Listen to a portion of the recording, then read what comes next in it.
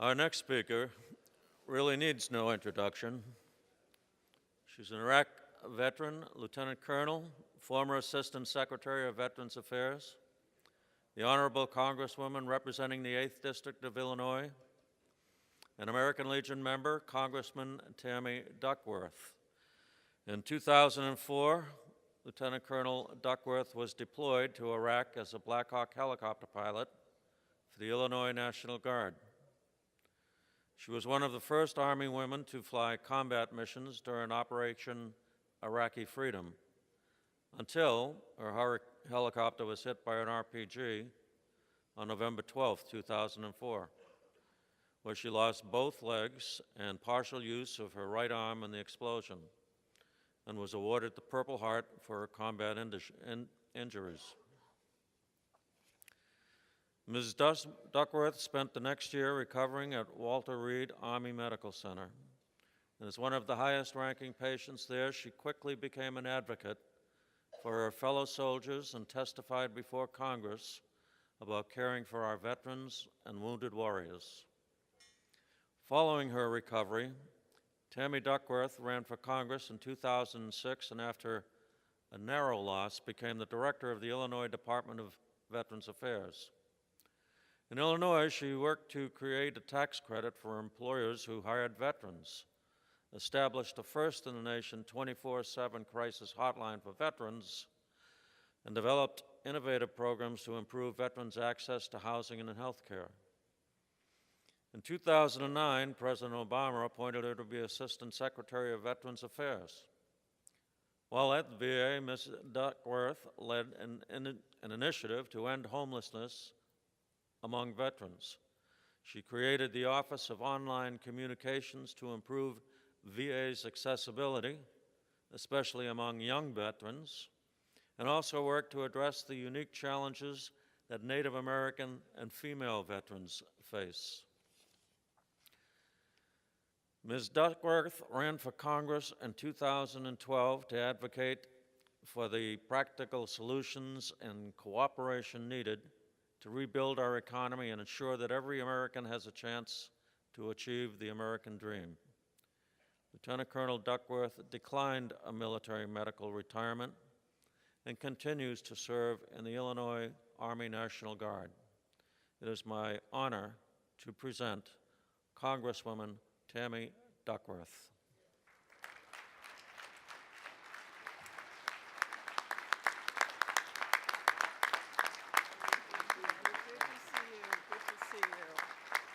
Thank you. Well, it's great to see everyone here. I know I'm batting cleanup before you all leave for lunch, and I had a whole speech prepared, but I was asked to motivate everybody, raise the roof a little bit. So I tossed out my speech, and I'm going to talk to you. You know, I'm a freshman congressperson, and I've learned a lot in my first 5 weeks here in Washington. And one of the things I learned is that we need more veterans in Washington because we know how to get the job done. And I think sequestration is stupid. I think we need to stay here and work at our jobs and do our jobs until we get this solution fixed. Absolutely.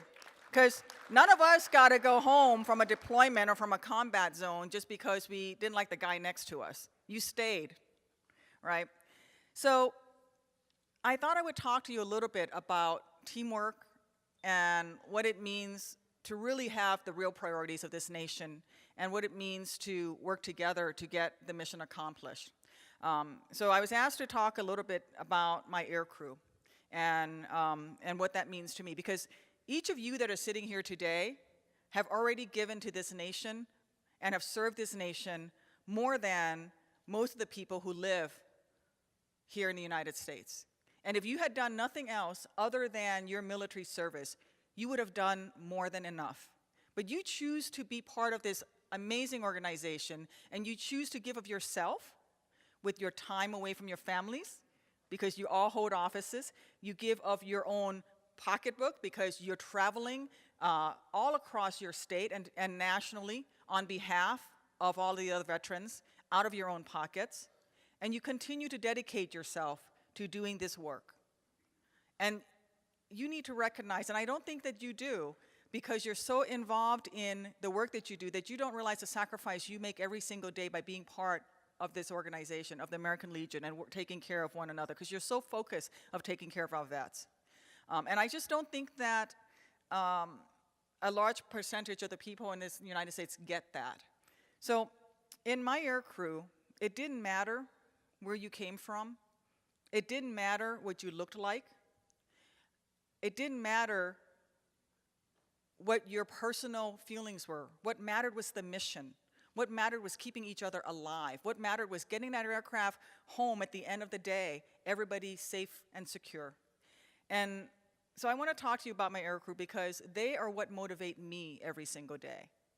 And I know you all have these same stories from the people that you served with that motivate you, and that's why you're here today. But I want to share the story of 3 amazing men who were in my aircraft on the day that I was shot down, because it is they who keep me going every single day, even when I show up in Congress and I have to deal with stupid things, and I just want to shake people and go, "What are you doing?" Or, you know, I get frustrated in hearings, and I want to ask questions like, I cannot believe you actually just said that. Here's the real issue. The issue is not picking up and beating up on each other. The issue is, what are we going to do for the nation? And my crew did that same thing. So in my air crew, we had a young door gunner by the name of Kurt. I won't say his last name, and you'll know why soon, who was this young kid that joined the unit. And he joined at 17 because his dad was a warrant officer and dragged him to join the unit because he didn't want him wandering off on his summers and doing something stupid. So he said, "Here, you're going to join the National Guard and you're going to go to basic training and you're going to drill. At least you'll get a little bit of pay and I'll know where you are and you'll have adult supervision." Fill in the jokes wherever you need to. So Kurt showed up, and the first job I gave Kurt to do in the unit was to stencil my name on my footlocker for me. But I made sure he had adult supervision because you can really mess up Duckworth in fun ways. You can misspell it in all sorts of fun ways. And then, you know, you have a lot of fun with the commander's equipment, right? Everything is misspelled. But on the day of the shoot down, Kurt was my door gunner. And Kurt did not listen to that. We went to Iraq with 3 Vietnam vets, 3 helicopter pilots who also flew in Vietnam. And those of you who served in Vietnam and were part of air crew know the importance of sitting on your chicken plate. Kurt did not sit on his chicken plate, and so when we were hit, he got shot in the butt. He still, to this day, has an AK-47 in his tailbone that they did not take out, AK-47 round in his tailbone that they didn't take out because it's just too dangerous. It's too near his spinal column, so he has this great souvenir. No worries, though. He's got a great scar to show the girls at college. But here's the thing about when I was shot down, and the rescue bird was taking everybody, and I was... You know, I got hit. I tried to fly as much as I could until I finally passed out from blood loss.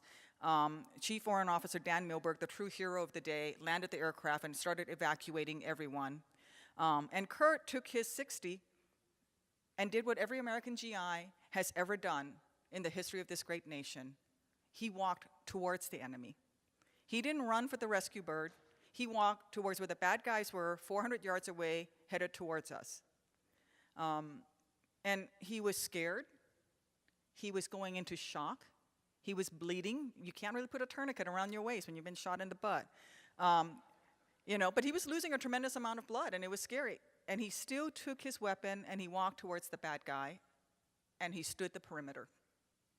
This young man, who was the youngest kid on my crew, whom I'd watch grow up, whom I didn't trust to spell my name correctly, stood the perimeter so that they could rescue me and the rest of the people on my crew.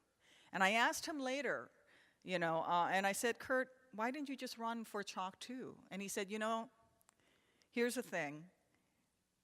I knew that other people had stood perimeters before me, and I know that other people will stand perimeters after me. But on that day, I just decided they weren't going to get through me. Not as long as I was there. They were just not going to get through me. It was my job." And he stood that perimeter. So I think about him when I get up and I go to work, and when I encounter problems that I think can't be fixed, because Kurt was there.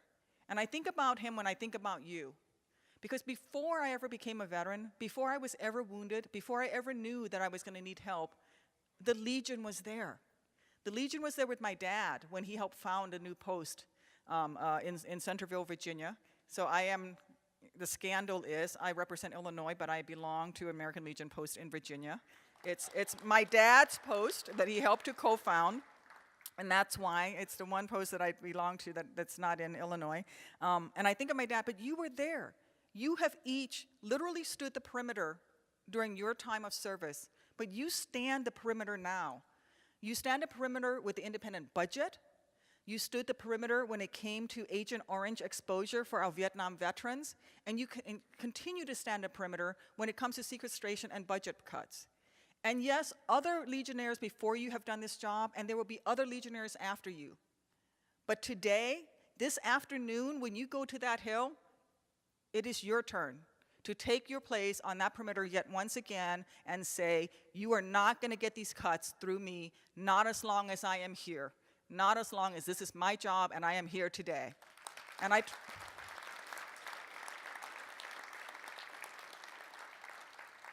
I thank you for that, because our troops need it. You know, I was on my way to Walter Reed this morning when I got the invite a couple of days ago to come speak today, and I canceled my trip to Walter Reed.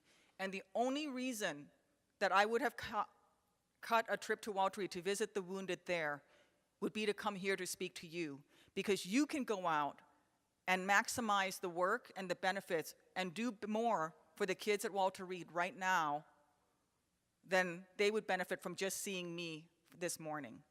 And there is a lot of work to do. We in this nation talk a lot about the Iraq and Afghanistan veterans right now because they are in the news, and we have all of the issues with jobs, we have all the issues with mental health access, we have the issues with female veterans, with the rising rate of homeless veterans among the young. But we also have a promise to keep with our Korean War veterans. We have a promise to keep with our World War II veterans. We have a promise to keep with our Vietnam veterans. And this is where I have a real bias, because I know that I would not have been treated as well as I was in 2005, 2006, when people were protesting Iraq, had it not been for the Vietnam vets teaching this nation to love her warriors, even if she didn't love her wars. And thank you for that, because no matter where people were, on whatever side of the aisle, on whatever side of the issue, they opened up their arms to me, and they opened up their arms to my fellow wounded warriors, and I got the best care that I could have. And throughout my recovery at Walter Reed, my fellow wounded warriors and myself were visited by Vietnam vets, were visited by a Korean War vet, visited by Legionnaires, people who came and said, we've been where you are, and we understand, and you're gonna make it, and you're gonna do great, and you're gonna be fine, and until you are ready to stand up on your own 2 feet, we will stand for you, and we will take care of you. And let me tell you that I think about that every single day. This goes back to the motivation.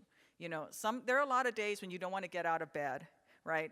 There are a lot of days when you just don't want to go to work. We all have those days. Maybe the sun is shining and it's springtime, or maybe you would rather stay home with your spouse, but you drag yourself to go do this. Maybe it's for you, it's coming home after work and you have a meeting to go to, or you need to get in the car and drive across your state to look at an issue that's happening somewhere else in your state, but you do it.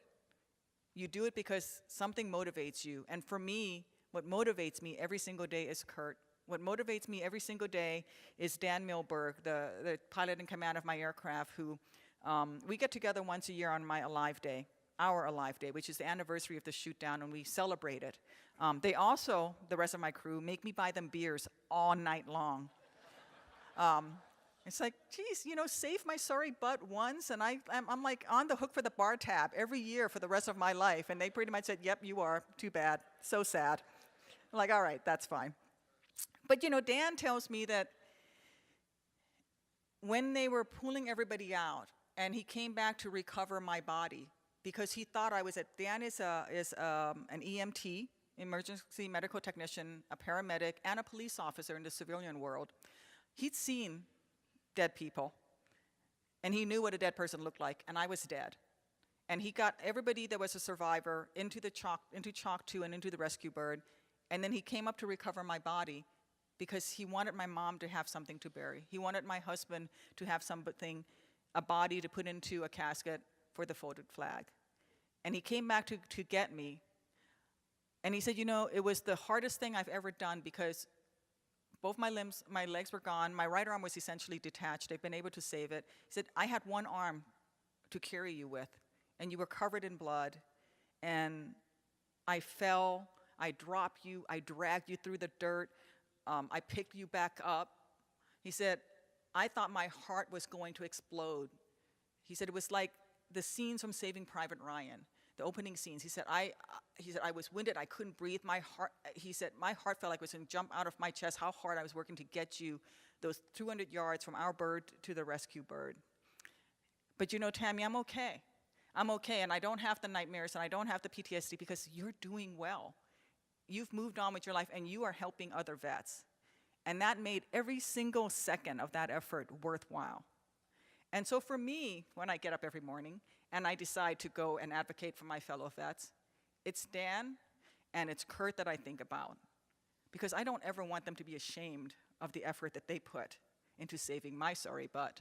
And it's my turn. It is payback time. It is my turn to do my part. And now I get to be the one to stand a perimeter. So thank you for letting me be here. Thank you for giving me the great honor of standing with you, with the Legion, shoulder to shoulder, and to say every single day, not through me, you don't get through us, not as long as we're here. We will make sure that this nation keeps her promises to our vets. We will make sure that this nation takes care of our military and our families, and that our troops have the best equipment, and that once they enter civilian life, they can find a job, that they no longer have to lay their head on the same streets that they defended because they've become homeless, and that we will have the health care that we promised them that they will have for the rest of their lives. If we do nothing else as a nation, we must maintain the covenant we have with our veterans. And as long as I am physically able, I will be there to do that. And I know you will be there to do that. So thank you for what you're about to do this afternoon. It's tough walking the halls of Congress. It's tough meeting with a bunch of 20-year-olds because that's who runs Capitol Hill. And you're trying to get in to see the member, and some kid who looks like, you know, you're not even sure if he's old enough to drive yet is the guy who takes the meeting with you. And they don't get what you've been through. But thank you for doing it. Thank you for putting up with it, because there's a bunch of kids at Walter Reed right now who need it. And there will be people in the future who need it. So God bless each and every one of you for what you do. God bless all of our troops who are in harm's way right now and laying in their beds, and all of our military and veterans hospitals. And always, God bless the United States of America. Thank you.